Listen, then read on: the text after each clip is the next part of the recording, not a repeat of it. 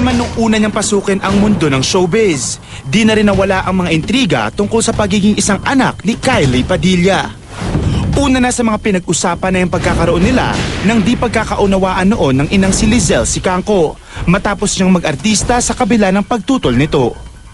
Nang ikasalang amang si Robin Padilla, may ilan namang kumikistyon sa damdamin ni Kylie tungkol sa issue at ang tunay na pakikitungo niya kay Mariel Rodriguez. Nang malig siya kay Aljur Abrenica, nabalita rin ng tila naging pagtutol ni Robin Padilla sa young actor para sa anak niya. At kung paano nga ba naapektuhan ng intrigang ito ang pagkasama nila ng mag-ama.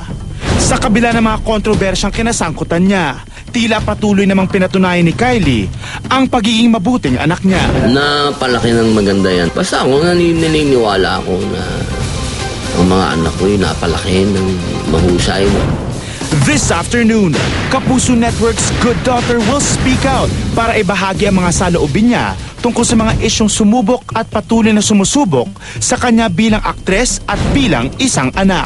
Live na live! The newest drama princess, the Good Daughter, Kylie Padilla. Welcome to the show, Kylie. Thank you. Drama princess, thank you. Yes! Pag-usapan natin yan because alam ko nung unang interview mo dito na alam ko si Lizelle, parang ayaw ka munang mag-showbiz. Opo. Pero what can she say now na talagang yung sa success ng career mo so far? Anong sinusuportahan ka ba niya? Ano masasabi niya? Palagi po siya nanonood sa internet in Australia. So, sinusubaybayan niya po yung mga show ko. I think she's proud. Kasi pag nandito siya, she's saying naman na good job. And galingan mo pa, mga ganon. She's fully accepted the fact na ikaw ay nasa mundo na ng showbiz. Oo naman po, but she said, after, you can go back to school and, you know, do college. So meron pa rin ganong plans na eventually you will go back to school? Meron po. Okay. How about your dad? Kasi so far nalilinya ka nga sa drama, pero alam ko naging vocal din si Robin na gusto niya for you to try more action kasi magaling ka din dyan. How does he feel na sa drama ka nalilinya? He's okay with it, pero like my mom, he also wants me to go back to action. Action? I started. In Making Bordado kasi I was doing action. Kaso lang, I also love drama. Yes, at mahusay ka sa drama. So, baka yun na nakikita ng GMA, magaling to sa drama, drama muna natin siya ilagay. Pero eventually, what kind of action role do you want? Something with a love story. Pero lumalaban din yung babae. Tough girl. Alright, you mentioned love story.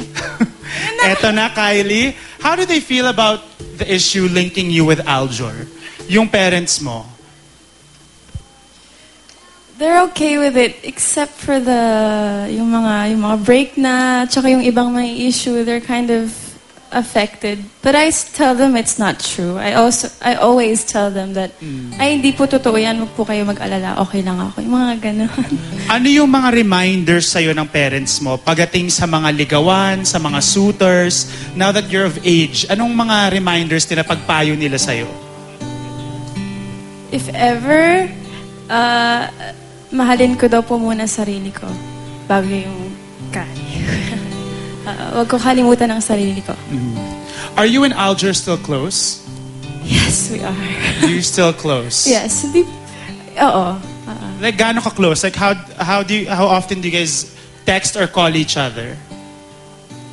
Every day. Every day kayo nag-uusap? Okay. Ano lang, kamusta, mga ganon. Pero hindi na kami masyado nakikita since there's Good Daughter. And since gusto ko nagtitaping ka na. mag-focus doon. Ang ganda kasi ng show. And si Aljur naman, does he give you pointers in terms of your career? Ikaw ba nag-open up rin sa kanya about your career? Nung una, ngayon kasi gusto ko maging matuto. Pero he's always naman advising me. Very Kasi supportive. Mas matagal siya, opo.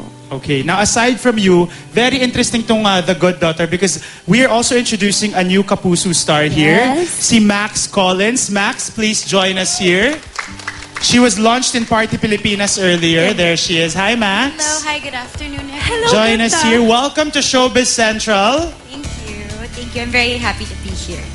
Max, how does it feel to be included in this show, The Good Daughter? I know this is your first project with us. How do you feel? Masaya po. Sobrang masaya talaga kasi I'm just so grateful that GMA has blessed me with this opportunity, and gusto ko lang pagbutihan ng trabaho ko dito, and yeah, I'm very How is it working with Kylie Padilla? Ang saya kasi parang kapatid ko na rin si Kylie because lagi kami nag-joke sa taping and you know we share Tsaka stories. naaalala ko si Ate Queenie sa kanya. So masaya.